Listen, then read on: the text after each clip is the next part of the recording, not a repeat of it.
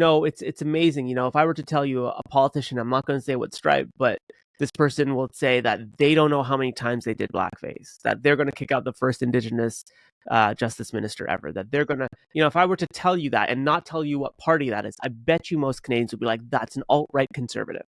But the reality is it's a liberal. And I think that this is where I think Canadians really are confused when it comes to DEI and anti-racism. I posted this thing on Instagram the other day. I'd love to know your opinion, but like when it comes to DEI, most are like, okay, I get that, like women, people of color, Indigenous, Black, people with disabilities, people with neurodivergence, like, yes, there has not been representation, even though I see them in my communities, I see them in day-to-day life.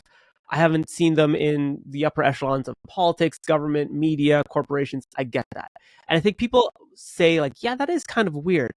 I think where DEI proponents go off the deep end is they say, well, we're only hiring Brandy because she's a woman.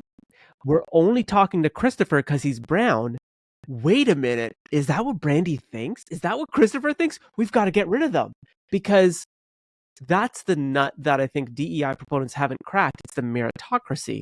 And I think a lot of moderates are like, they get the underrepresentation, but they need that to be marred with meritocracy. They don't want Brandy or Christopher into these executive roles.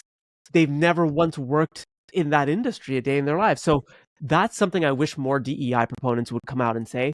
Yes, we understand the underrepresentation, but we know there are people from underrepresented groups in industry